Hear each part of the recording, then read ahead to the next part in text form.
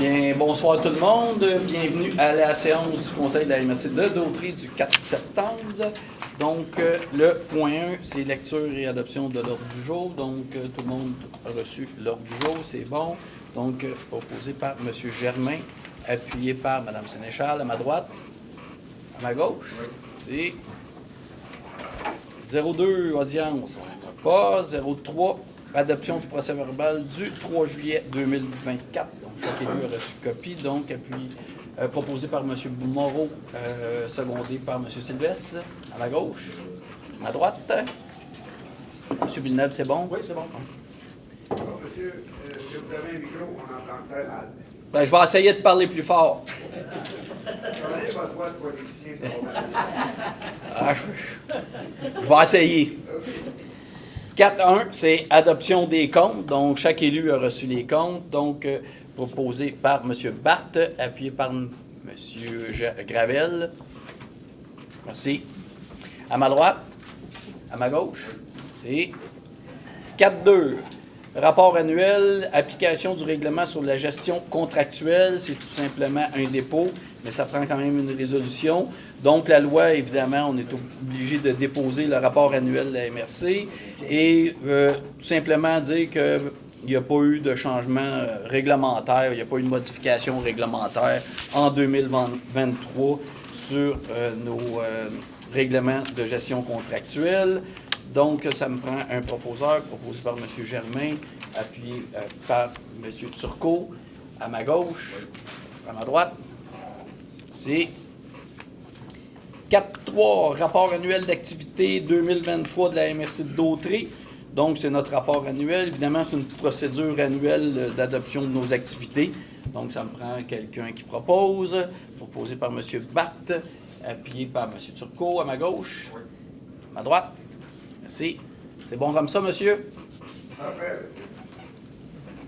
4.4, état des surplus par activité. Évidemment, c'est un dépôt, donc chaque élu a reçu nos états des surplus. Évidemment, c'est l'état des surplus au 31 décembre 2023. Donc, ça me prend quelqu'un qui propose, proposé par M. Lahaye, appuyé par M. Bérard, à ma droite, à ma gauche. 4.5, Office régional d'habitation, contribution de la MRC pour 2020 et 2021. Évidemment, c'est les municipalités qui font partie de l'Office régional d'habitation qui participent à cette partie de déficit. Donc, la part du déficit pour 2020, 39 642 et pour l'année 2021, 46 762. Donc, ça me prend une résolution par M. Villeneuve, appuyé par M. Bérard, à ma droite, à gauche. Merci. 4.6, dépôt de la résolution de la MRC, de la municipalité de Sainte-Élisabeth, compétence au règlement de la MRC 165, réseau de large bande. Tout simplement, Sainte-Élisabeth avait déposé il y a quelques mois comme quoi qu'il débarquait de Dautrey branchés, 1, 2 et de villages branchés. Mais Sainte-Élisabeth nous ont renvoyé une résolution disant qu'ils ne quittent plus les réseaux d'Internet, donc Dautrey branchés 1, 2 et villages branchés. Donc, il n'y en a pas besoin de résolution, c'est tout simplement pour vous indiquer là, que Sainte-Élisabeth reste dans Dautrey branchés. Donc, les 5.2, transport en commun. Le 5.2.1, c'est annulation de la résolution contrat à Sylvain Proulx. C'est tout simplement qu'il y avait eu une résolution, mais le contrat n'était pas encore rentré en action et on annule le contrat. Donc, proposé par M. Gravel, appuyé par M. Moreau, à ma gauche, à ma droite. Merci. Point 6, c'est le développement économique. 6.1, entente avec CITEC. CITEC, comment tu le prononces? Ben, c'est comme ça. CITEC. Ben, les gens l'appellent CITEC. Pour la transformation numérique, signature de l'avenant mettant fin à l'entente. Ça, c'est tout simplement une entente qu'on avait avec eux. Évidemment, c'était financé par le gouvernement, une partie par la MRC. Donc, la MRC avait loué une somme à peu près de 20 000, mais comme le gouvernement met fin à l'aide financière, puis les sommes n'ont pas toutes été dépensées par la MRC, on avait eu 20 000, mais les sommes n'ont pas toutes été dépensées. Mais vu que le gouvernement met fin au programme, évidemment, on annule l'entente avec l'entreprise. Donc, ça me prend un proposeur, proposé par Mme Sénéchal, appuyé par M. Lahaye. À ma droite, à ma gauche, c'est 6.2, Fonds, région et ruralité. Le volet 2, adoption du rapport annuel. Le volet 2, pour les gens, l'autre qu'on appelle le FRR, c'est des sommes qui viennent du gouvernement qui sont allouées selon un certain partage et un certain calcul entre les municipalités ou des organismes de notre territoire peuvent déposer des demandes d'aide financière. Évidemment, c'est un rapport qu'on est obligé de déposer. C'est notre rapport pour l'année 2022.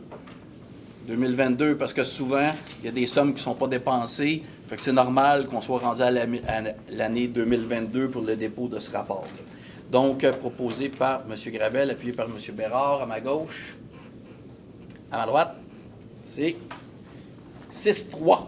Contrat Fonds des travailleurs et travailleuses du Québec, ce qu'on appelle la FTQ. C'est le Fonds local de solidarité, signature de la lettre d'offre et de convention de crédit variable. C'est tout simplement une entente avec la FTQ, ce qui nous permet de venir en aide à certaines entreprises via des prêts. Et évidemment, bien là, la MRC n'a pas besoin d'emprunter non plus. Les sommes sont déjà disponibles et c'est des prêts qu'on fait à des entreprises, mais avec la FTQ. Donc, ça me prend quelqu'un qui propose, proposé par M. Bellumeur, appuyé par Mme Desjardins. À ma gauche, à ma droite, 6.4, Fonds, région et ruralité. Celui-là, c'est le volet 4, c'est adoption de la reddition de comptes 2023-2024. Évidemment, c'est selon l'entente avec le ministère. Le volet 4, c'est le volet du Nord, ça? Oui. C'est le volet du Nord. C'est à partie 4, c'est des sommes qui sont réservées aux municipalités du Nord. Je pense qu'il y a 4 municipalités dans ça. C'est les municipalités, avec le temps, qui étaient les plus dévitalisées. Ils ont des sommes qui sont spécifiques à eux pour des projets. Puis évidemment, ben, c'est le rapport, la reddition de comptes qu'on envoie au gouvernement. Proposé par M. Gravel, appuyé par Mme Desjardins. Je suis pas dedans. C'est pas grave. À ma gauche, à ma droite, c'est... Les points 7, c'est aménagement de territoire. 7.1, comité d'aménagement et de conformité. Monsieur Tremblay. Bien, ça, c'est le dépôt dans un Ah, c'est le dépôt, ouais, c'est vrai. Donc, ça prend une résolution quand même.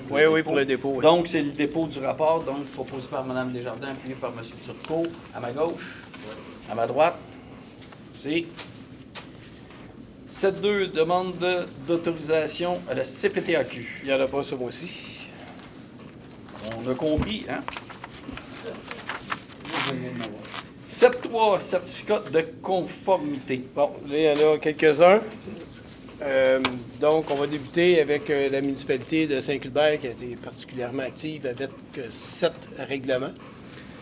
Règlement numéro 351 de la municipalité de Saint-Cuthbert qui remplace le règlement 80 relatif à l'adoption du plan d'urbanisme.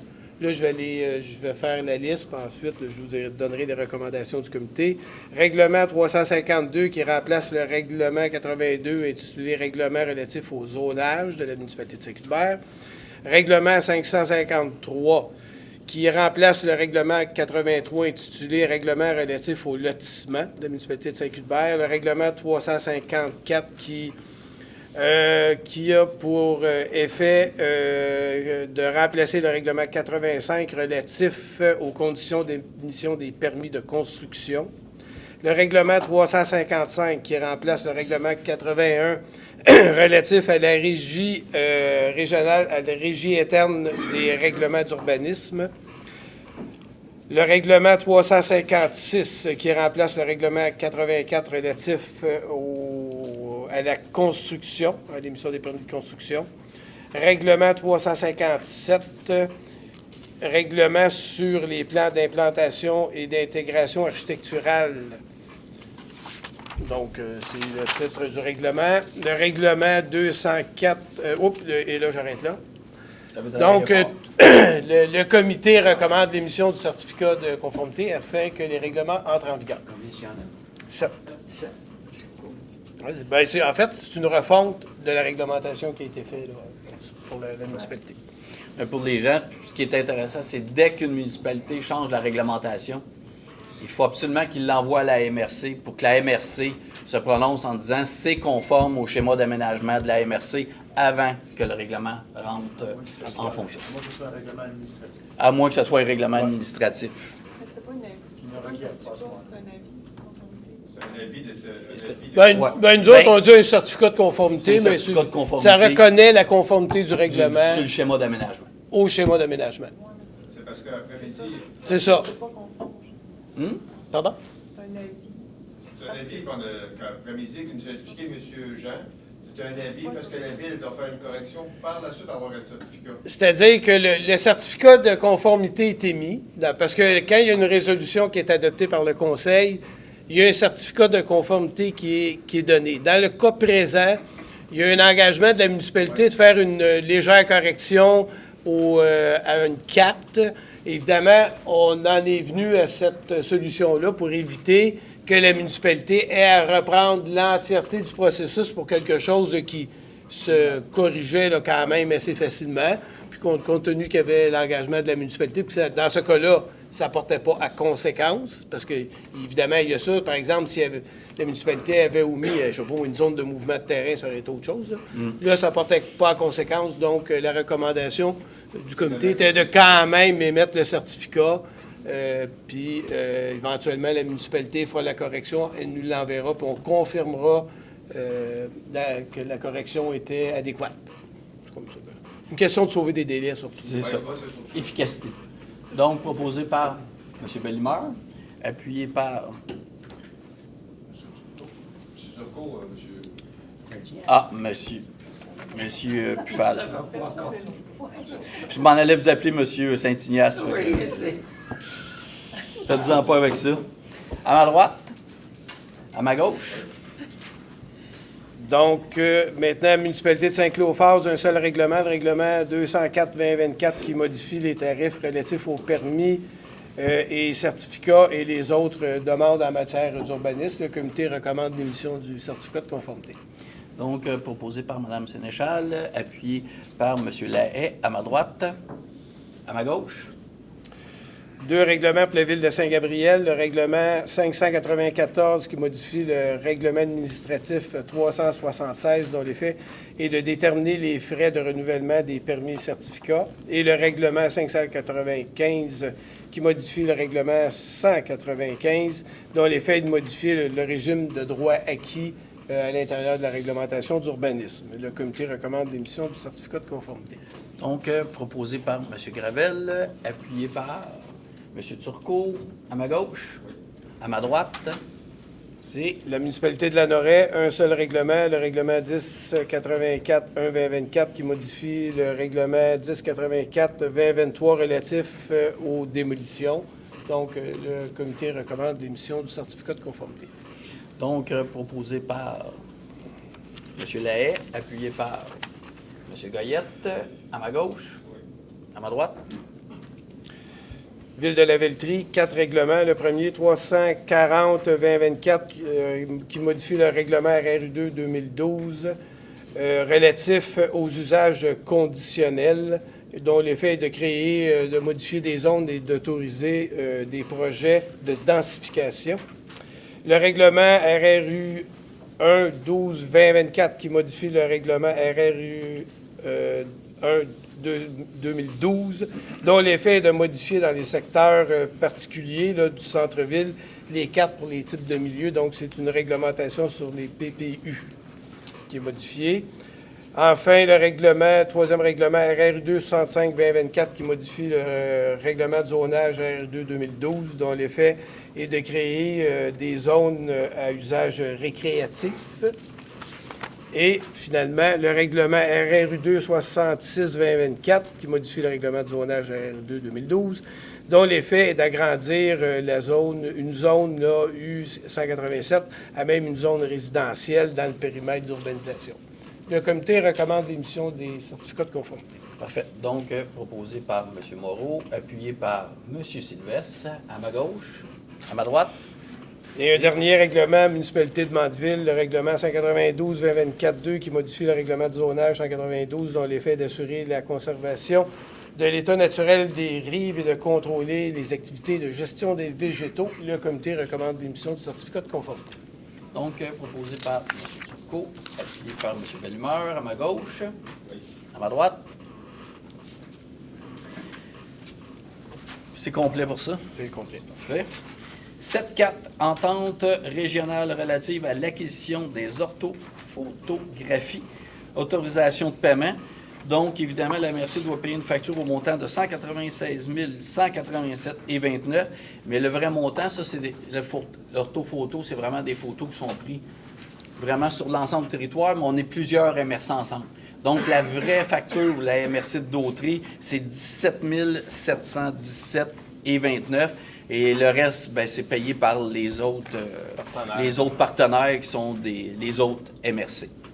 Donc, proposé par M. Barthe, appuyé par M. Germain, à ma droite, à ma gauche.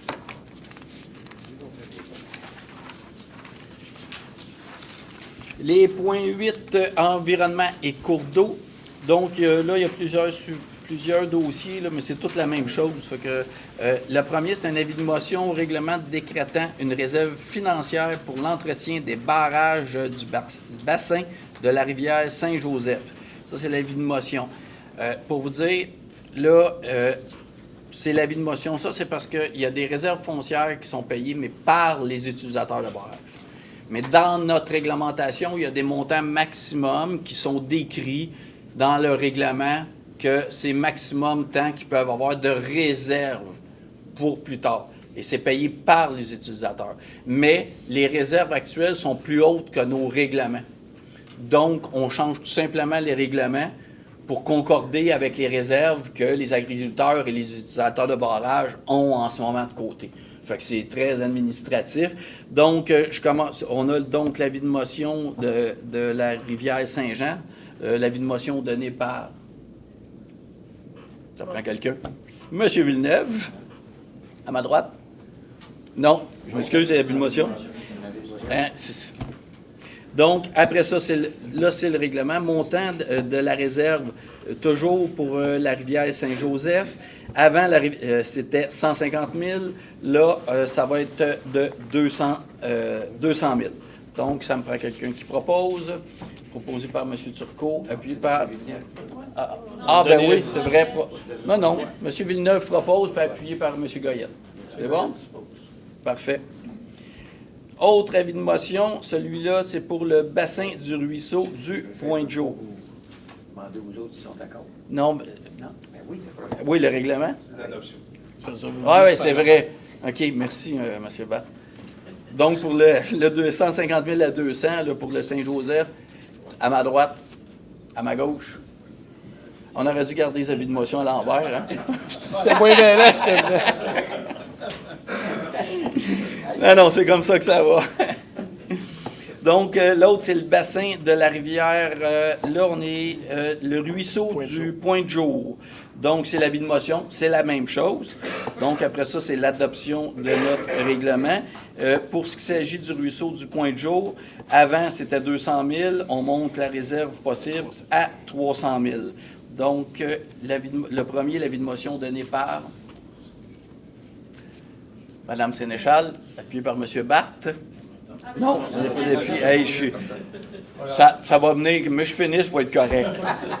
Donc, l'avis de motion donné par Mme Sénéchal. Donc, après ça, c'est l'adoption de ce règlement, donc proposé par Mme Sénéchal, appuyé par M. Pufal, à ma droite, à ma gauche. Ça marche pas. On va l'avoir, là, celle-là. On va l'avoir. Ça va être le bon. Donc, même chose, c'est un avis de motion, ça, c'est pour le bassin des rivières Saint-Jean et Saint-Antoine. Donc, pour l'avis de motion, qui donne l'avis de motion? M. Moreau, donnez l'avis de motion. Parfait. Donc, l'adoption du règlement pour le bassin des rivières Saint-Jean et Saint-Antoine. La réserve passe de 300 000 à 400 000. Donc, proposé par M. Moreau, appuyé par M. Villeneuve, à ma droite. À ma gauche? Bon, je l'ai eu.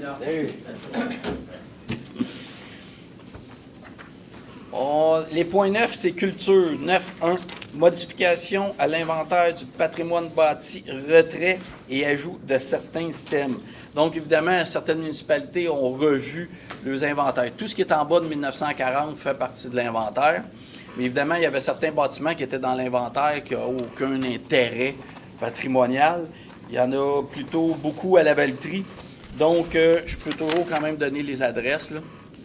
À la Valtrie, ça, c'est tout des retraits, là. Le 170 Notre-Dame, 710 Notre-Dame, 731 Notre-Dame, 979 Notre-Dame, 1011 rue Notre-Dame, 1021 rue Notre-Dame, 1031 rue Notre-Dame, 1490 rue Notre-Dame. Et ça, c'est des retraits pour ceux-là. L'autre, il y a un ajout à la Valtrie, 5 rue Bergeron. Ça, c'est à la Noret. C'est ajouté. 860. Non, moi, j'ai 5. Ah oui, je m'excuse. 860, c'est un ajout à la Valtrie. Et on a le 5 rue Bergeron à la Noret, c'est un ajout dans votre inventaire. Après ça, oui, on a un autre ajout, c'est le 3380 rang du haut de la rivière à Sainte-Élisabeth. C'est un ajout à notre inventaire du patrimoine. Parce qu'il faut comprendre, c'est que les municipalités, que les bâtiments n'ont aucun intérêt patrimonial, puis qui se retrouvent dans l'inventaire, là, s'il y a des démolitions ou quelque chose, le processus est excessivement long. Et donc, des bâtiments qui n'avaient aucun intérêt ont été retirés et certains qui n'étaient pas dans l'inventaire, mais qui ont vraiment un intérêt patrimonial, des municipalités qui en ont rajouté. Donc, proposer. Ouais, non, mais avant Oui. de proposer, par ailleurs, peut-être souligner le fait que là, ça se complique parce que si on va de l'avant, si le gouvernement va de l'avant avec le fait qu'on peut maintenant utiliser le programme de subvention pour les maisons en bas de 1940, elles doivent être dans l'inventaire Ouais. pour avoir accès aux subventions. Exact. Ça, c'est un peu, est-ce qu'on accepte que notre maison soit dans l'inventaire et là, on a des contraintes. Par ailleurs, on a nos subventions. Et on dit non aux subventions, pour dire, mettez-la pas dans l'inventaire. Il va y avoir un débat là-dessus, il va falloir qu'ils tiennent éventuellement. Voilà, je le propose. Proposé par M. Villeneuve, appuyé par M. Bérard, à ma droite. À ma gauche, c'est...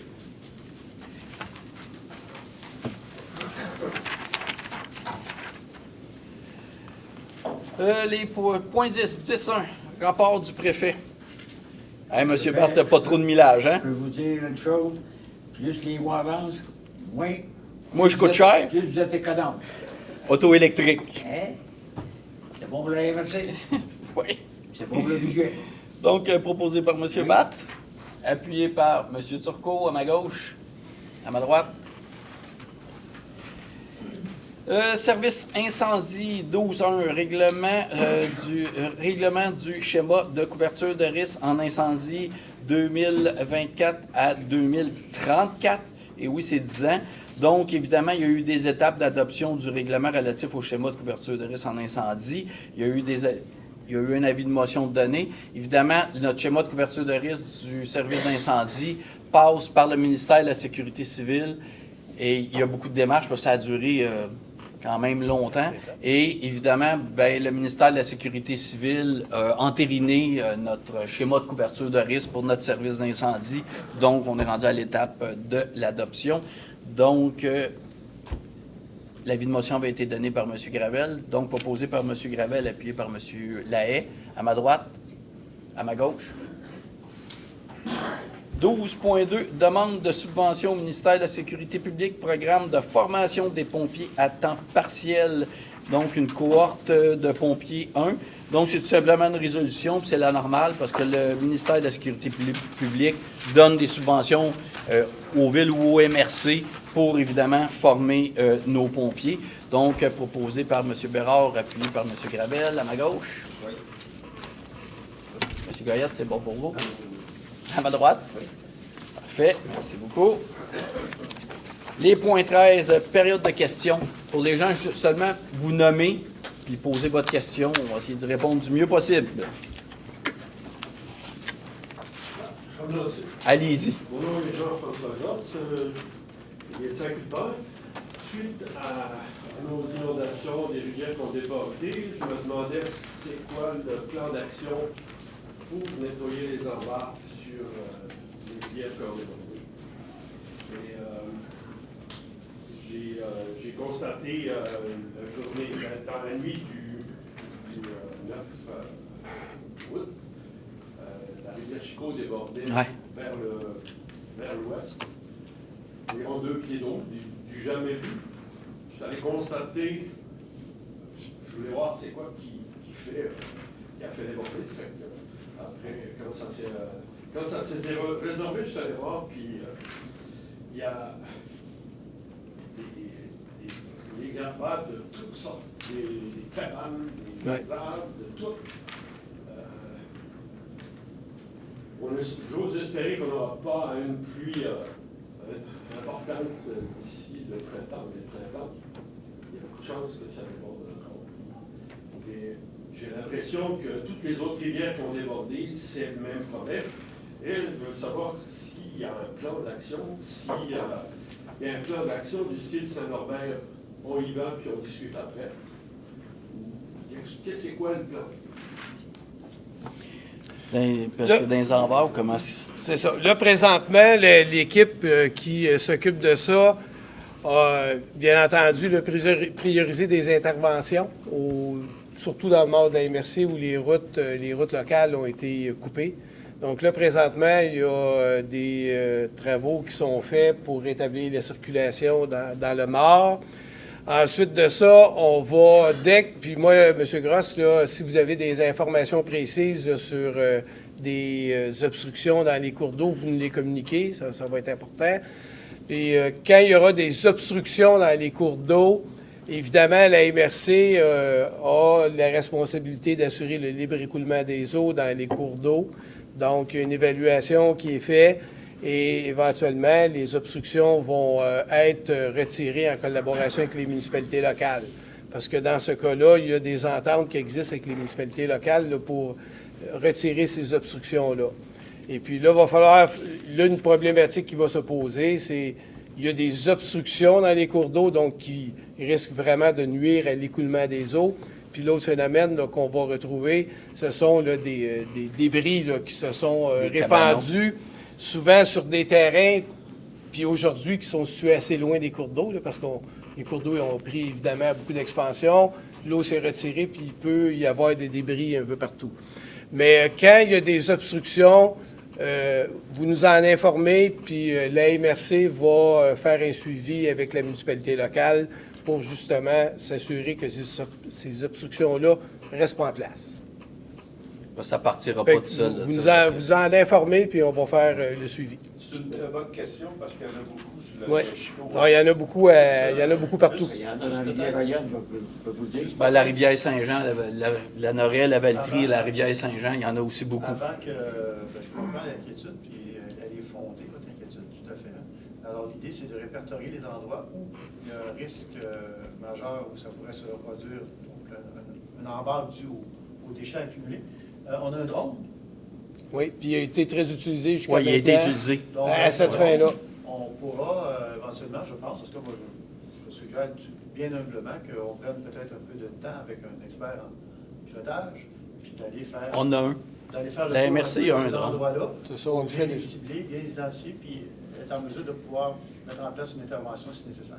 Moi, je veux vraiment m'assurer que dans toute la MRC, c'est à peu près tout pareil, la Bagnole, les autres ont toutes débordé, pas à cause que le fleuve déborde, à cause que... Non, ça n'avait rien à voir. Exact. Ouais. C'est vraiment des envers. Si vous ne trouvez pas une résolution rapide avant la fonte des neiges, on va avoir, il y a des gens qui vont avoir plein de problèmes. Non, ben, puis on ne veut pas ça. Ah non, on veut pas ça. Surtout, c'est un devoir de contrer l'environnement qui va s'opposer à ça. Il me semble qu'il devrait y avoir un règlement ad hoc rapide. Mais c'est la responsabilité de toute façon. Mais il faut se dire, les embarques ont été créés par les eaux qu'on a eues. Ces embarques-là n'étaient pas là. Moi, je l'ai vu dans chez nous. Là. Moi, les embarques, il n'y en avait pas parce qu'on les vérifie. Puis c'est important que les citoyens, dès qu'ils voient un embarque ou quelque chose, mais là, on s'entend que les embarques, c'est des cabanons, c'est des infrastructures, des arbres qui se sont ramassés là à cause. évidemment de l'appui. Vous l'avez dit, la rivière Chico n'a jamais été aussi haute que ça. Fait qu'évidemment, il y a des cabanons qui sont partis, puis il y a des embarques qui se sont créés. Mais on a un drone, puis c'est sûr qu'on va faire le tour. Mais c'est important que les citoyens, quand ils envoient, de le rapporter. Ouais. C'est super important d'avoir la participation des gens, parce que de piloter puis de faire toutes nos rivières, puis vous avez raison. Puis on dit avant le printemps, mais il faut agir rapidement parce que des puits, on en a eu au mois d'octobre l'année passée, des puits épouvantables, hein? Fait que c'est d'agir le plus rapidement possible, mais je vous le dis tout le monde, chaque municipalité, on est en collaboration avec eux autres. Là, ça vient de retomber, là, mais chaque municipalité est en communication, puis le travail va être fait. Il n'y a pas de plan d'action actuel. Plan d'action, bien, le plan d'action, un plan d'action déterminé, le plan d'action, on est en communication avec le maire nous dit qu'il y a un embarque avec la MRC s'occupe de l'embarque. Évidemment, on les répertorie. On a une, nous autres, dans Rivière-Saint-Jean, qui n'était pas aussi problématique. On dit, OK, on va s'en occuper. Ça dépend des municipalités, mais c'est aux municipalités à rentrer en communication avec la MRC. Et là, on envoie le drone, on vérifie, puis on prend action. Je peux juste ajouter ce que M. dit, c'est une responsabilité municipale de s'en occuper au départ, de constater. Et les équipes de la MRC vont être sollicitées. Mais on n'a pas une équipe ici de 5, 6, 7 personnes qui survolent le territoire, qui a un plan d'action qui fait juste ça actuellement. Je pense que c'est ça que M. veut dire. Là. Donc, c'est avant tout une responsabilité locale. Donc, vous êtes citoyen, il y a des gens de voirie dans les municipalités qui se promènent, qui vérifient tout ça. Eux doivent répertorier. C'est ce qu'on fait chez nous à Saint-Didac. Puis quand on n'est pas capable de s'en occuper, bien, on a fait venir un ingénieur, puis bon, c'est comme ça que ça fonctionne. Exact. Exact. Permettez-moi de rajouter, je suis inquiet un peu. Du jamais vu qu'on a vécu 221 mm à Saint-Hubert. Moi, j'ai l'impression que faut y aller. Faut pas répertorier, il faut y aller avant que ça arrive, avant le printemps. C'est capital. On comprend. Autre question? François Bertrand, citoyen de Saint-Barthélemy. Excusez, je vous remercie de l'écouter. Oui, c'est considérant ça considère les zones inondables. Naturellement, je demeure au rang du fleuve.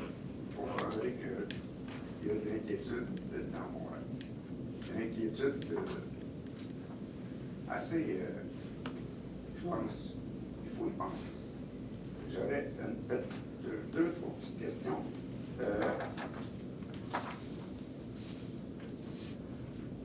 J'ai lu qu'il y avait 88%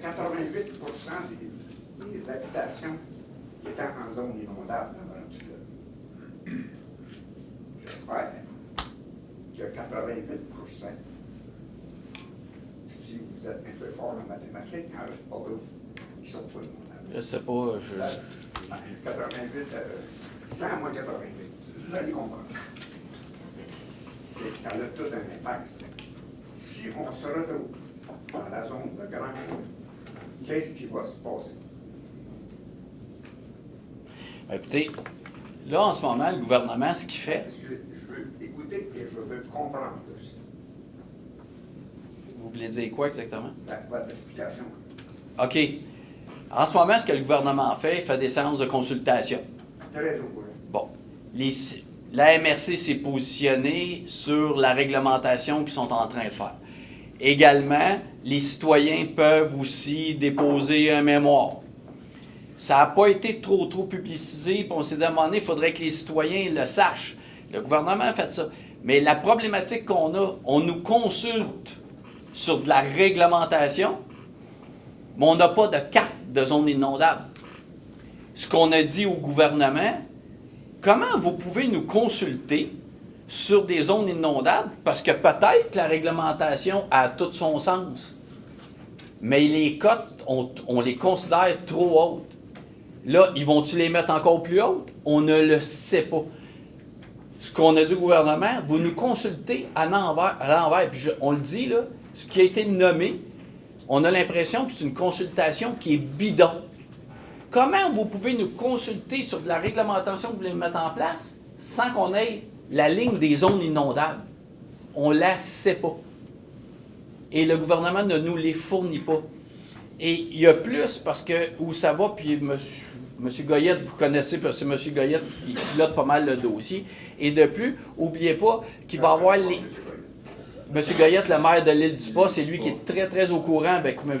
Sylvestre. On se réunit pas mal dans ces dossiers-là. Mais il y a aussi la zone de liberté des cours d'eau qui va être ajoutée à ça. C'est quoi la cote? C'est quoi la ligne? On les a pas. Mais on nous consulte sur de la réglementation. Fait que mais je peux vous assurer que la MRC, avec M. Sylvestre, M. Goyette, on a un comité avec notre service d'aménagement et on le travaille en petit comité. On dépose un mémoire au gouvernement parce qu'on est parfaitement conscient qu'il peut avoir un impact épouvantable les citoyens. C'est une chose de se retrouver réellement dans une zone inondable. Comme gouvernement, à un moment donné, il faut mettre des choses en place. On le comprend. Par contre, quand on parle, je pense, de l'île du Pas, quand vous avez une pente de 2-3 cm sur 2 km, bien, je vais vous dire une chose, si vous montez de la ligne, ces 2 km que vous venez de gruger, on ne les a pas, ces cotes-là. Et le gouvernement, je vous le dis, eux autres non plus, ils les ont pas. C'est pas fait. Oui, mais le rapport Dupuis, c'est pas nécessairement les cotes que le gouvernement sert sur le rapport Dupuis. Non, c'est ça. Le rapport Dupuis, là, on ne sait même pas si le gouvernement, qu'est-ce qu'il en dit. Probablement que le gouvernement, si le rapport ne vient pas de lui, il l'acceptera. Puis je vais vous dire une chose, avec ce qui vient de se passer, avec les pluies qu'on vient d'avoir, parce qu'oubliez pas qu'en plus, le gouvernement va prendre, c'est pas juste les zones inondables parce que le fleuve ou une rivière monte, mais ce qui vient d'arriver va être pris en compte par le gouvernement. Mais ce qui vient d'arriver, là, 200, c'est un ouragan là, qui a passé chez nous. Là. C'est un ouragan de pluie. S'ils prennent compte, imaginez-vous s'ils prennent ces lignes-là et ils prennent compte de ça. Monsieur, vous savez, j'aimerais bien ça quand tient, je comprends. Parce que sur le rang du fleuve, le 9 août, il n'y a pas personne qui était inondé. Oui, c'est ça. 2 jours avant, j'avais pris mon transit, j'avais 11 pieds et 2 pouces de l'asphalte au fleuve. Fait qu'il pouvait mouiller en ciblé. Puis il a mouillé en ciblé. Chez nous, on n'a pas vu une goutte d'eau. Mais 5 jours Par plus tard, contre, dans York, pardon, 5 jours plus tard, il a monté d'un mètre, le fleuve. oui, c'est pas. Il est encore loin de chez vous. Malade, les maîtres. Il est encore loin de chez vous, c'est ça. Oui, mais il faut comprendre. Ça me donne la chance de mettre le canoë. Le fleuve, c'est par sa grandeur et par son débit, c'est quand même un fleuve, on le voit venir, on le voit monter. La vraie problématique d'une pluie aussi intense, on l'a vu, Saint-Cuthbert, avec le... C'est pas compliqué, c'est les rivières, les cours d'eau qui sont hyper dangereux. Le fleuve, là, il a pas fait... Les rivières et les cours d'eau étaient surchargés. Puis, on regardait où ça se déversait dans le fleuve, puis ça faisait des tourbillons, parce que les rivières étaient plus hautes que le fleuve. Le fleuve, il est capable d'en prendre. Le fleuve, c'est pas une pluie qui va l'énerver. C'est ce que la mairesse de Montréal peut faire, les étangs éponges. Oui, Oui. Fait que nous autres, on a un naturel.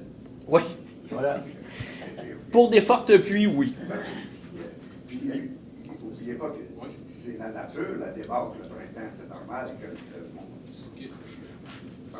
Est-ce que les chiffres que vous avez dit au début du 88, là, ça, c'est une simulation qui était faite ici. Si on appliquerait les cotes qui nous imposent, les cotes du rapport Lapointe de 1990, si on les appliquerait tels quels avec le règlement qui nous propose, ça donnerait ces chiffres-là. Ce qu'on sait, c'est que les cotes, qui sont des moyennes du rapport Lapointe, c'est des moyennes statistiques qui datent d'avant l'aménagement de la voie maritime et la voie navigable du Saint-Laurent. On sait que ça ne marche pas bien chez nous. Et la gestion des grands barrages. La gestion des grands lacs. La gestion, on peut juste penser à la gestion de la rivière des Outaouais qui a été créée en 83. Avant 83, il n'y avait pas de gestion de la rivière des Outaouais, il n'y avait pas d'organisme qui gérait. Il y en a plein comme ça. Fait que le rapport Dupuis, il amène ce qu'il dit, Puis il a été corroboré par un autre scientifique, ce rapport-là, en grande partie. C'est ce qu'il dit, c'est qu'il faut prendre le fleuve comme il est aujourd'hui, de la manière qu'il est aujourd'hui avec ces aménagements-là qui ont été faits, qui sont gérés par des humains. Puis si on regarde, quand on fouille, bien, il y a beaucoup de ces inondations-là, c'est des conséquences humaines. L'inondation de 76, c'est une conséquence humaine.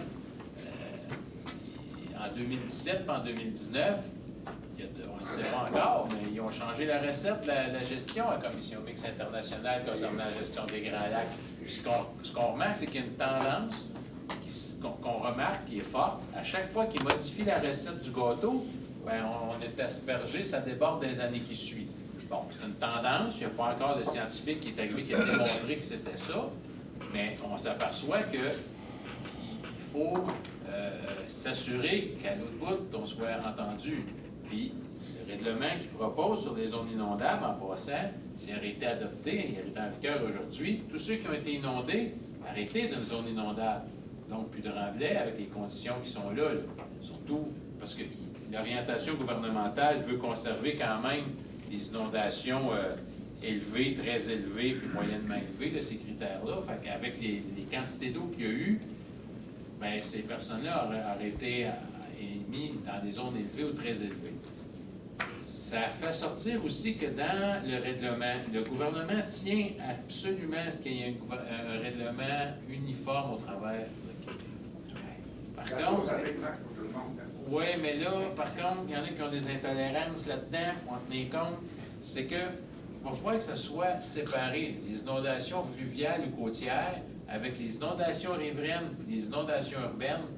C'est 3 schémas, c'est 3 conséquences, c'est 3 affaires différentes.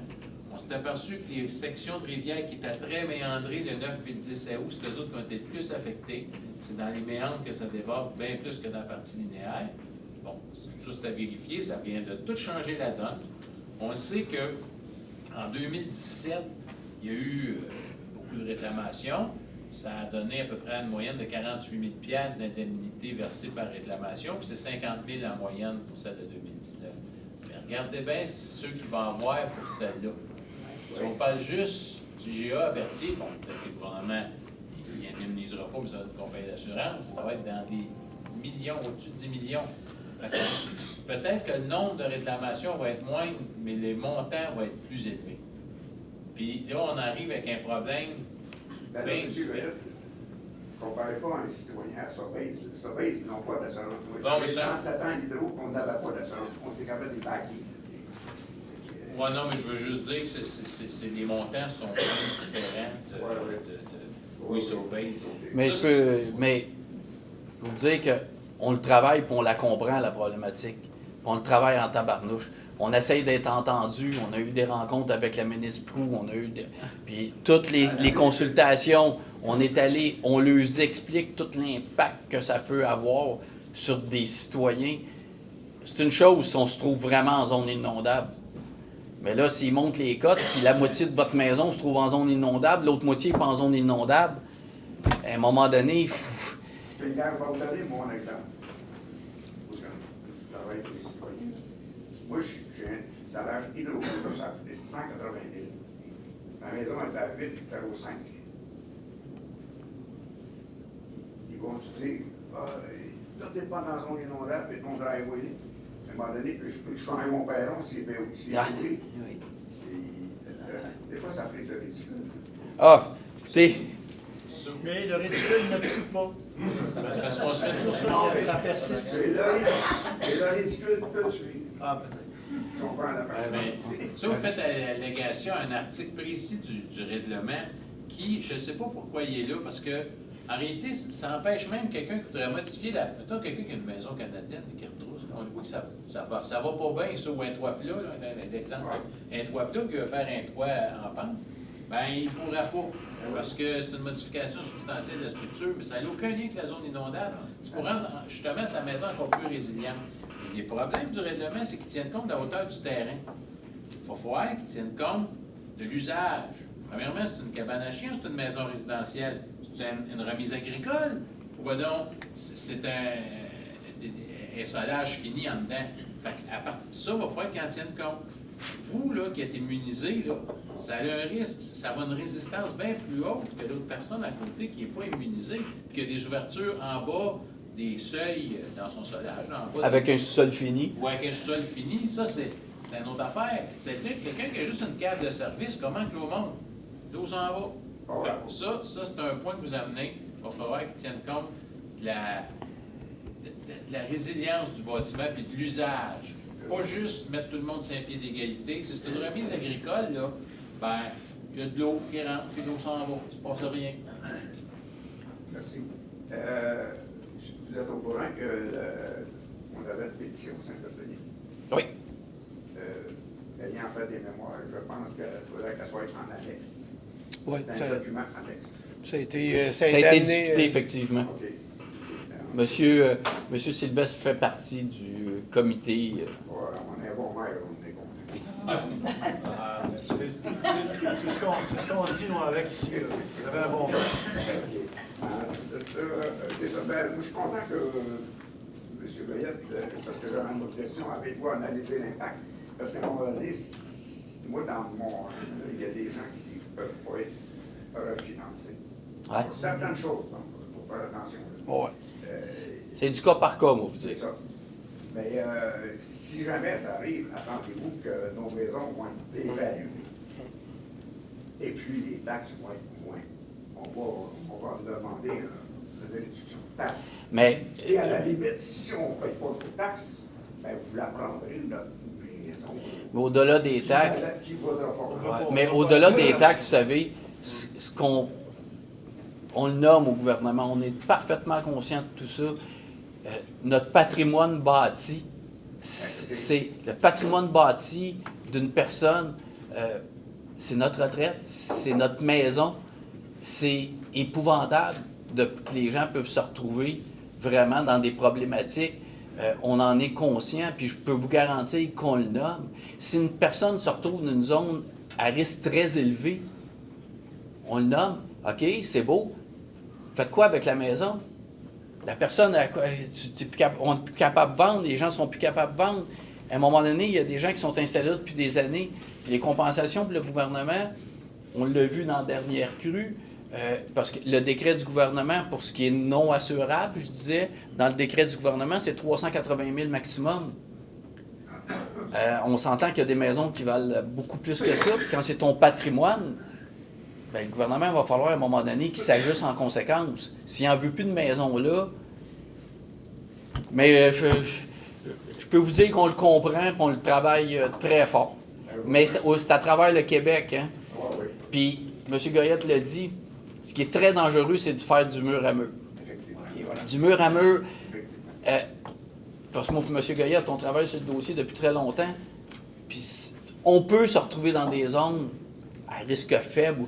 Puis même quand on le nomme, puis là, je le dis en tout transparent, même quand on nomme au gouvernement, c'est quoi ça votre... Parce que là, c'est rendu 0,350 ans. Hey, là, 0,350 ans, la ville de Berthier va se retrouver complètement sous l'eau dans 300. Là, 0,350. Puis là, ça, c'est risque très faible. C'est risque faible. d'être inondé par année au lieu de 1 Mais il y a quand même des restrictions à ça. Pour baisser le risque de 0,60%, on vient de rajouter je ne sais pas combien de personnes qu'on vient d'un peu ostraciser d'un certain sens, là, parce qu'on vient de les mettre dans une catégorie qui, effectivement, peut-être que la valeur municipale ne baissera pas, mais la valeur marchande, là, elle va baisser, puis la difficulté de financement, peut-être pas pour quelqu'un qui... Parce que ce qu'on remarque, c'est qu'il demande plus d'argent. Bon, quelqu'un qui c'est sa première propriété, elle ne sera pas en zone inondable, va demander 25-30% de mise de fonds au lieu du 5% qu'avant. Bon, là, tu viens de créer des classes sociales différentes. Fait que ça je ne sais pas si on vraiment analysé ça. Mais par contre, ça, on le voit. Les valeurs de transaction pour les affaires en zone inondable sont vraiment moins chères que ceux qui ne le sont pas. Puis le problème de financement et d'assurabilité, ça, on commence à en entendre parler sérieusement. Il faut tenir compte de ça. Exact. Puis une autre affaire qui est importante, on a un mois de plus pour produire le mémoire. Au lieu d'être le 17 septembre, effectivement, c'est le 17 octobre. C'est pour ça qu'il n'est pas à l'ordre du jour à soir. Mais... je vous remercie que vous nous semblez sensibiliser. J'apprécie. Ben, puis je vous le dis, on l'est réellement, parce que quand on s'est réunis, on a regardé le mémoire, on veut corriger des choses. Mais encore là, c'est tellement à l'envers. Présentez-nous des cotes, puis après ça, présentez-nous la réglementation, puis dites-nous de commenter la réglementation. On ne peut même pas décrire l'impact que ça va avoir. On ne la sait pas. Fait que, puis, parce qu'il y a une partie de réglementation, on s'entend tout le monde, là. Quelqu'un qui est dans une zone très élevée, comme gouvernement, à un moment donné, il faut que tu arrêtes de dédommager les gens parce qu'ils sont dans une zone très... Mais cette personne, il faut qu'elle soit vraiment dans une zone très élevée, pas du à peu près. Fait que nous autres, on commande des choses, mais je vous le dis, on... Ah, puis c'est sûr qu'il ne faut pas non plus permettre la bâtisse dans l'animal. Oui, mais ça, je suis d'accord avec vous, là. Parce que moi, chez nous, là, j'ai 144, à peu près 144 chalets sur le pilotis dans les îles. Oui, je connais ça. Ah, si demain matin, il y en a un qui passe au feu, il ne peut pas le bâtir parce que... Pourquoi? Parce qu'il est dans le littoral. Ils sont tous dans le littoral. Mais ça, c'est...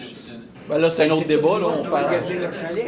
Non, par contre, ça, c'est parce que le gouvernement, il y a le littoral biologique que tout le monde ici est capable de démarquer quand on va sur le bord de l'eau entre la prédominance. Oui, c'est ça. Ben, eux autres, ils ont allé avec le littoral statistique et la cote de 0,2 ans. Il y a à peu près 1 mètre de différence entre les deux. Nous autres, chez nous, elle a du point de calculer notre pente, c'est 0,01 %. Pour chaque millimètre de hauteur, c'est 10 mètres de largeur. Fait que, tu sais, si l'arpenteur a mis son iPad accroché après son bâton, on va renforcer un peu plus, on vient de tasser la ligne de 10 mètres. C'est ça qui est ressorti, qui était sans mesure d'arbitrage. Là, on est rendu avec un problème sérieux, là. C'est-à-dire que quand tu tasses de 1 mètre, il faut faire qu'il se penche à la question entre le littoral, là, pour moi, c'est le littoral biologique. Puis chez nous, il n'y en a pas de maison dans le littoral biologique. Ceux qui avaient, ils ne sont plus là. Maintenant, c'est un littoral statistique. Mais le littoral statistique, tu peux y faire dire ce que tu veux. Moi, je peux le mettre à la deuxième file de mon téléphone, le littoral, si je veux. Mais ça veut dire, à un moment donné, il faut pour que le monde y adhère, il faut qu'il soit capable de faire un lien avec quelque chose de tangible. Littoral biologique, ça, à peu près tout le monde, avec une marge d'erreur assez faible, est capable de dire, hey, là, t'es un quenouille, là, c'est franchement ton affaire. Mais merci de votre intervention. Je vous remercie de vous faire confiance. Merci de m'avoir écouté. Fait plaisir. Autre question.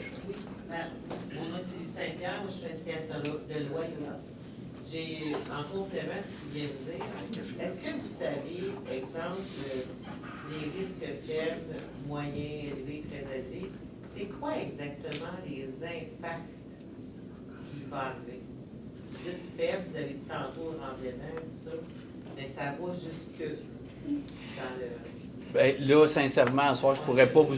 Oui, mais là, je pourrais pas vous énumérer l'entièreté de la réglementation qu'ils essaient de mettre en place. Mais les services sont au fait, puis ça fait partie du mémoire. Les différentes, les éléments qui sont liés aux impacts de la réglementation sont bien analysés et amenés dans le mémoire, puis souvent dénoncés justement parce que l'impact n'est pas approprié compte tenu du niveau de risque réel. C'est plutôt comme ça que c'est analysé. Pour le visualiser, c'est comme des marches d'escalier. Il y a 4 marches. Tout dépendamment de la marche que vous êtes, par rapport à la hauteur d'eau qu'il va avoir sur votre propriété, ils vont déterminer si c'est un risque très élevé, moyen ou faible. Le problème encore de ça, c'est que les marches, c'est carré. Fait que si la personne manque d'1 millimètre, le dessus de la marche, elle tombe de la marche d'en bas. Fait que, contrairement au règlement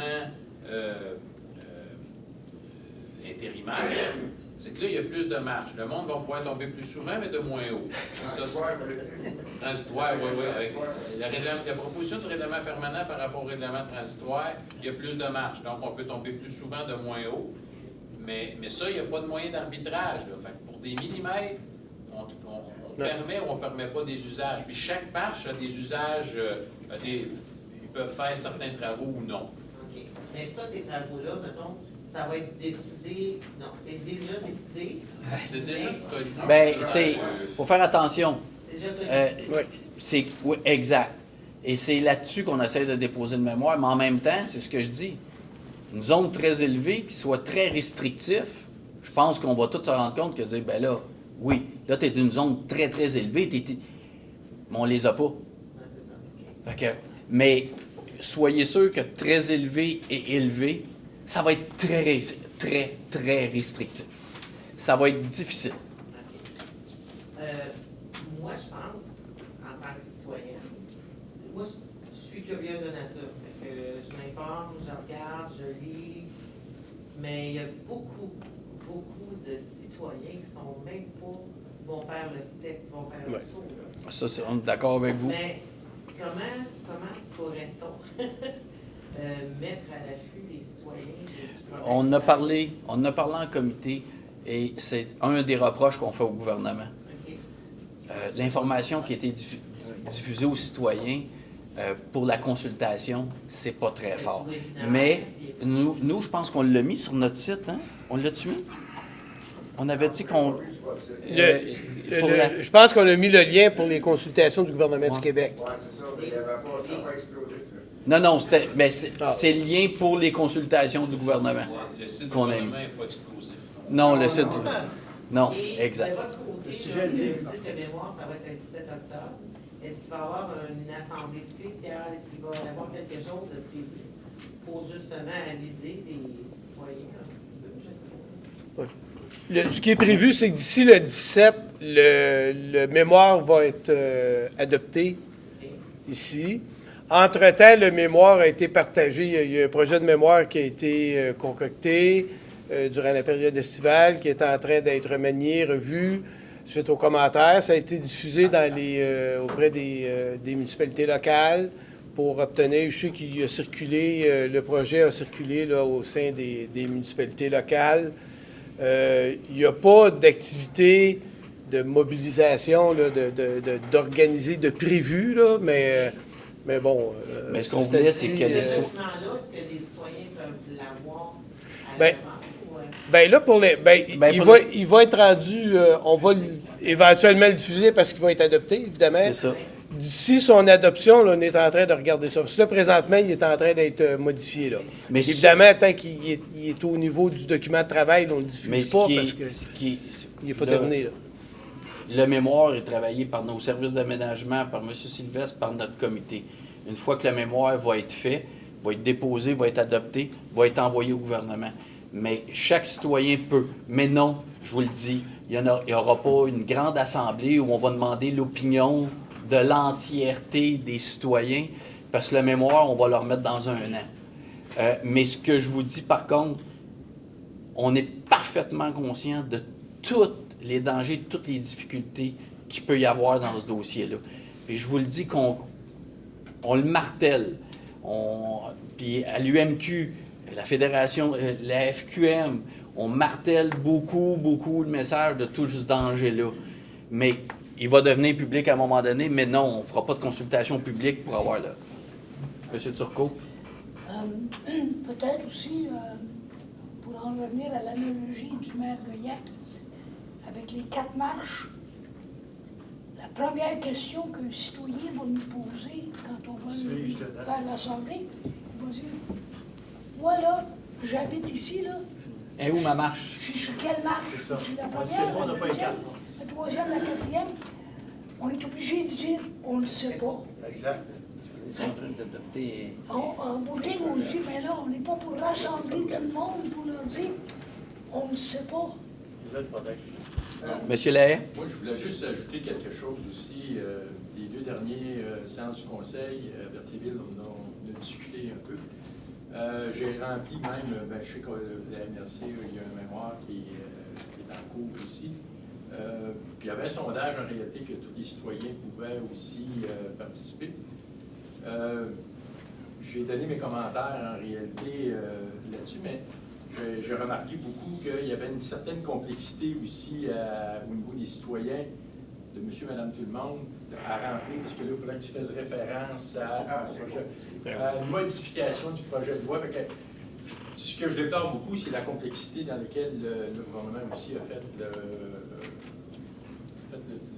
le sondage, etc.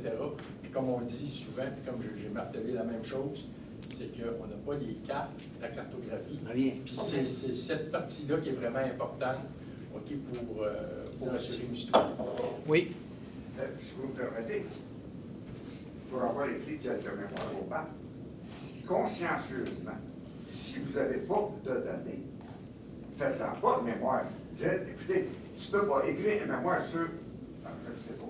Voyons donc, ça n'a aucun sens. Ben, là, tu ne peux pas écrire une mémoire si tu n'as pas les mais données. là, voyez-vous, je ne suis pas tout à fait d'accord avec vous, parce que c'est quand même important qu'on envoie un mémoire sur toutes les inquiétudes de la réglementation et de ce que le gouvernement va faire.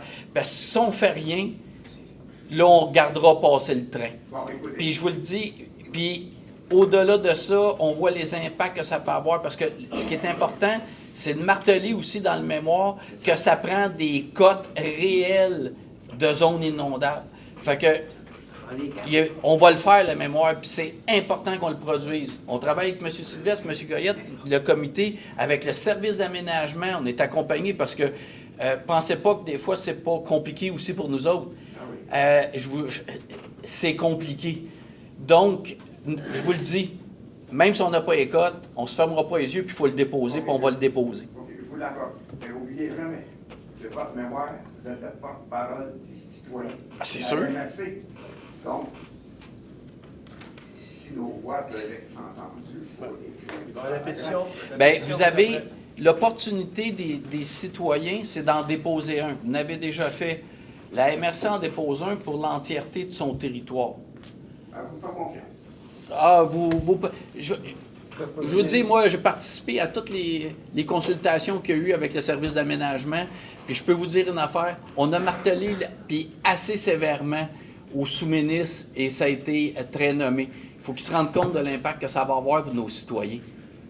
Merci, monsieur. Moi, je peux rajouter, c'est qu'en 2019, j'ai fait une conférence avec Mme la ministre des Affaires municipales, Madame Laforêt. Mme Laforêt, puis Mme Brou, avec ses attachés.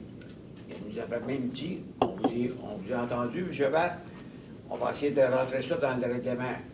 Avec le règlement est sorti, c'est le contraire que ce qu'on avait demandé. Oui, vous savez, monsieur. c'est beau d'être écouté. Monsieur? Le Coronado de la station de Duport, je ne sais pas si vous vous souvenez de moi, il y a 1 an et demi, en janvier 2023, j'étais ici. J'étais à peu près tout seul, puis je vous relançais la question des zones inondables, des règlements transitoires des zones inondables, puis beaucoup de monde à votre gauche, à votre droite, là, ils ne savaient pas trop de quoi je parlais. Je pense qu'aujourd'hui, ils savent un peu plus. Là.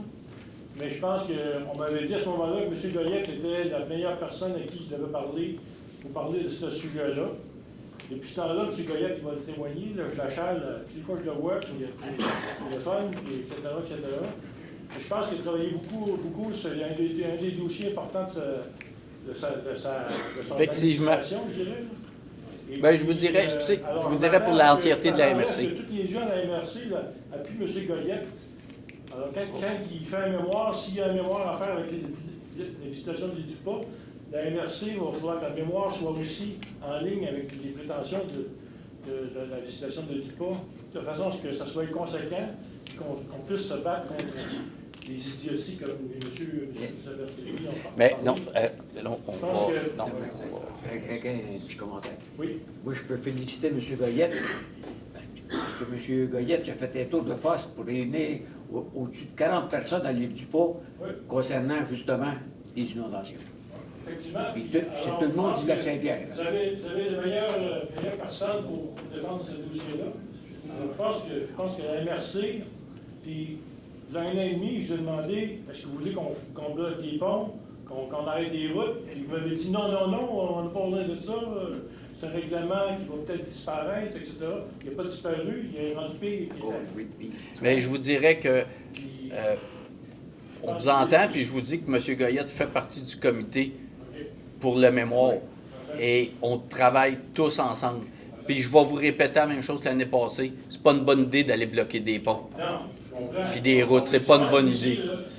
Madame qui parlait de mobilisation, là, il n'y a pas grand personne ici là, qui a fait des annonces dans sa municipalité pour dire qu'il y avait un règlement. Là, okay? Puis Puis les gens l'apprennent à mesure qu'ils veulent installer un cabanon, puis ils ne peuvent pas. Ils veulent changer une fenêtre, ils ne peuvent pas. Ils veulent changer un patio, ils ne peuvent pas. Ouais. C'est à la pièce comme ça. Puis je pense que les événements du 9 août, ils n'aideront pas non plus. Là. Parce que Ça, si les règlements vont dans le même sens, là, ben, vous ne serez pas capable de changer les IGA, là, puis changer des choses sur la rue principale de Cartierville. Alors, je pense qu'il faut vraiment mobiliser les gens. Puis, moi, j'essaie de générer un peu de l'intérêt parmi les journalistes, les députés, etc., etc. Lettre morte. Mais je pense qu'il va falloir faire quelque chose de plus important. Puis, je pense que c'est sûr que la situation du sport, on peut faire la mémoire, puis je pense que ça va être écouté, mais on est juste Écoutez, 650. encore là, vous savez, la problématique, on le répète, on travaille tous ensemble pour faire un mémoire, puis je vous dis que ça va être solide. Mais en même temps, aller contester quoi? On n'a pas les cotes. C'est ça. C'est épouvantable la façon que le gouvernement a fonctionné en ça. Parce que, puis se plaindre sans savoir c'est quoi le cote, c'est épouvantable. Puis, je vous le dis, sur les cotes, sincèrement, on est inquiet. Puis on le nomme, on est très inquiet. Le 350 ans, là, c'est très inquiétant. Ouais, c'est ça. Fait que, ben, on va mettre fin à la séance. Donc, ben, hey, merci beaucoup tout le monde. Ah! Excusez. Allez-y. Allez-y. Il y en a deux. Jean Corbert, Saint-Norbert. C'est pour vous dire que depuis le 15 août, j'ai la fibre positive. T'as dit que c'est chanceux, vous? Il faut payer l'abonnement tous les mois. C'est je m'y attendais pas. J'avais une autre question par contre. Oui. On perd de temps en temps le signal Wi-Fi. Est-ce que ça va durer ou est-ce que ça va être corrigé? Bien, je sais qu'il y a eu des modifications de fait parce qu'il y avait une problématique à un moment donné, mais là, techniquement parlant, si ça arrive encore, communiquez. Vous savez à qui appeler. Oui. Communiquez avec parce que on nous a parlé qu'il y avait eu un problème à Saint-Norbert, mais que ça avait été. La Ça avait été modification réglé. avait été faite puis ça avait été réglé. Donc, techniquement parlant, ça ne devrait pas arriver. Si ça arrive, je pense que vous connaissez la personne responsable. J'avais m'en occupé, mais je pensais que c'était au courant que ça Ben, durait. non, techniquement parlant, on nous a expliqué, mais la problématique est supposée être réglée. Ouais. Parce que la vitesse descendait beaucoup. J'ai Mais oublié d'appeler Champagne. C'est Cécile Boulard, Saint-Lambert. C'est pour réitérer mon invitation le 29 septembre pour le Club du Clocher d'Autré. L'inauguration. Oui. OK. Pour le Clocher. Je pense que ceux qui ont le département de la culture, ça serait peut-être important là, de mettre ça en vigueur. Puis juste pour vous dire, j'ai été donné une session d'initiation à des jeunes qui avaient entre 20 et 35 ans. J'ai eu à peu près une soixantaine de personnes qui ont participé dans une demi-journée, dans une journée, sur à peu près une population d'environ 300 personnes. Fait qu'il y a un intérêt, puis des fois c'est quelque chose là, juste à dire, si vous avez des autobus que vous pouvez amener chez nous pour venir à l'exposition, je vais l'ouvrir l'exposition pour les jeunes, pour n'importe qui, faire une initiation. C'est important. Je pense que la MRC appuie beaucoup notre projet. Puis je pense que c'est important là, pour la pérennité de nos choses. C'est tout. Merci beaucoup. merci. Si je ne suis pas là, c'est parce que je suis à l'extérieur. Sinon, Ça j'aurais veut été. dire que c'est à l'extérieur. À l'extérieur, oui. Oui, mais vous pouvez déléguer Mais j'ai quelqu'un. toujours mon porte-clés, par exemple. Merci beaucoup tout le monde. Ah, Il y a M. Bayard qui... oui, excusez. Mon nom, c'est Gaëtan Bayard. Je suis conseiller sur une voiture de Berthier, mais je n'interviens pas au nom de la municipalité, c'est à mon nom personnel. Je vous ai parlé il y a quelques mois de la problématique de la volonté de la MRC de Joliette d'agrandir le site d'enregistrement de l'éco-réglage.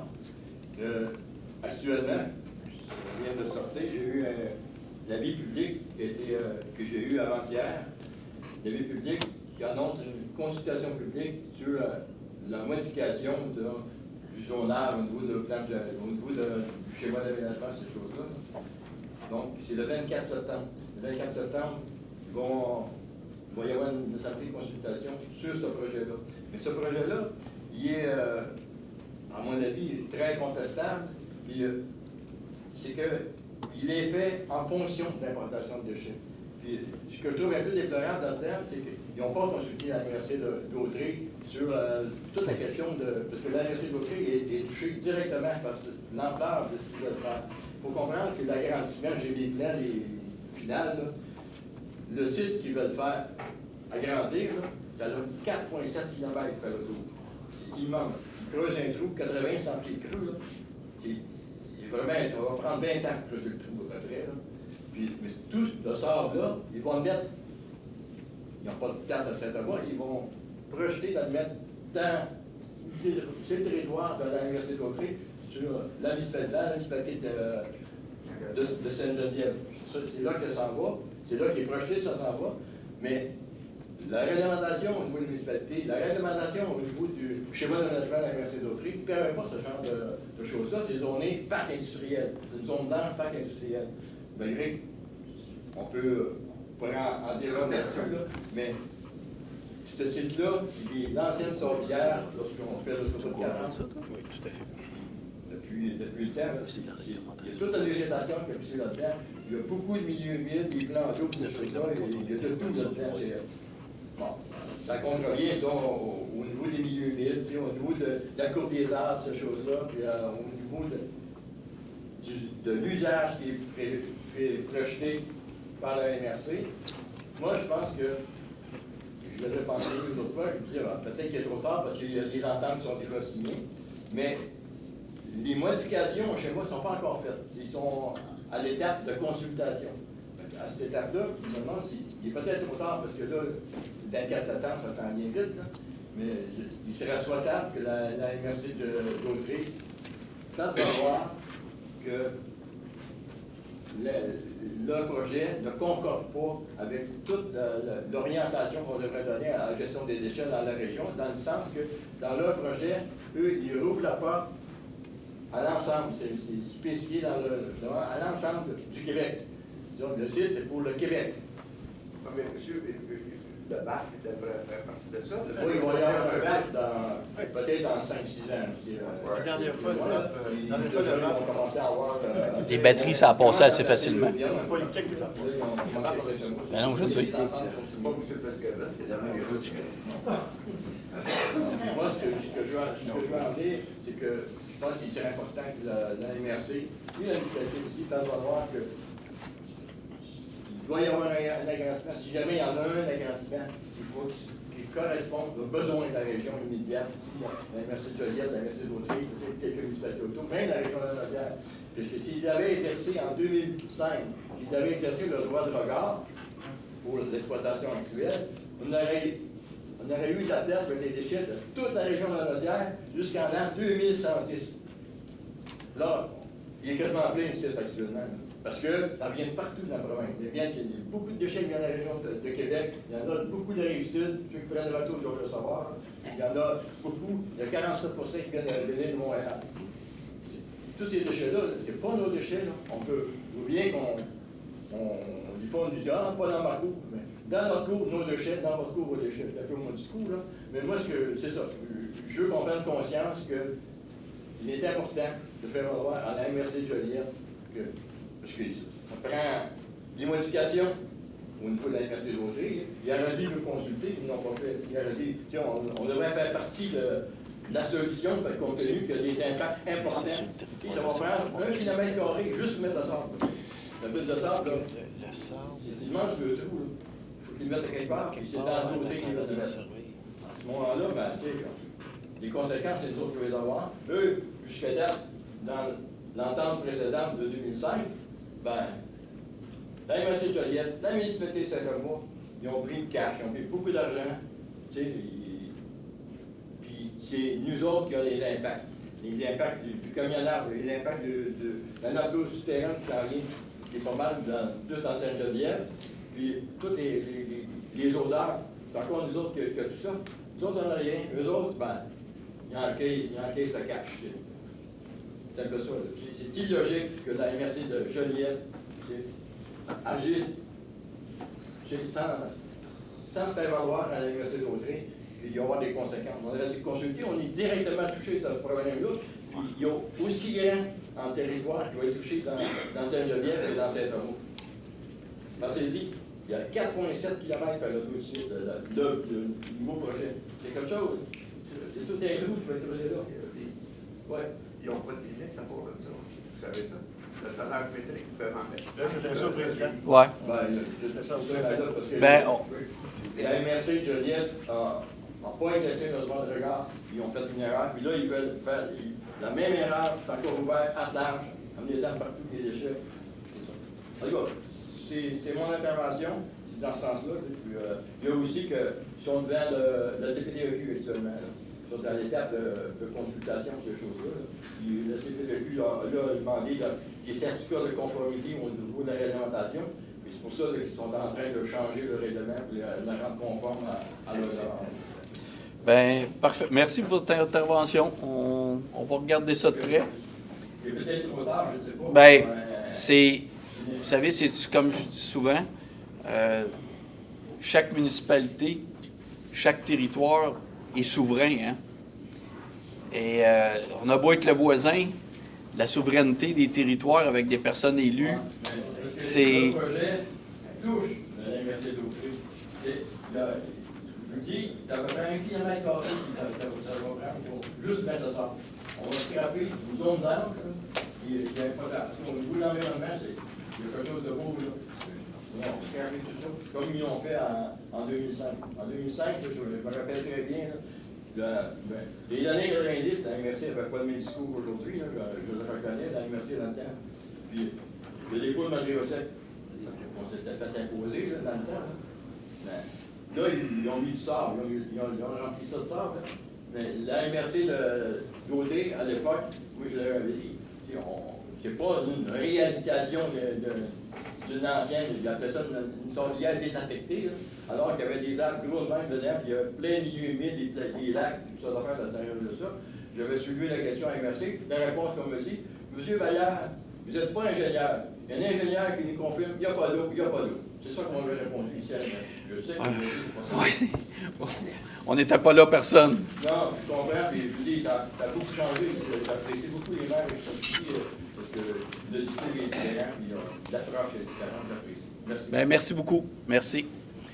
Donc, pour lever l'Assemblée, M. Sylvestre, appuyé par M. Turcot, à ma gauche, à ma droite. Au moins, je ne me serais pas trompé sur ma gauche et sur ma droite. Hein? Et merci beaucoup, tout le monde.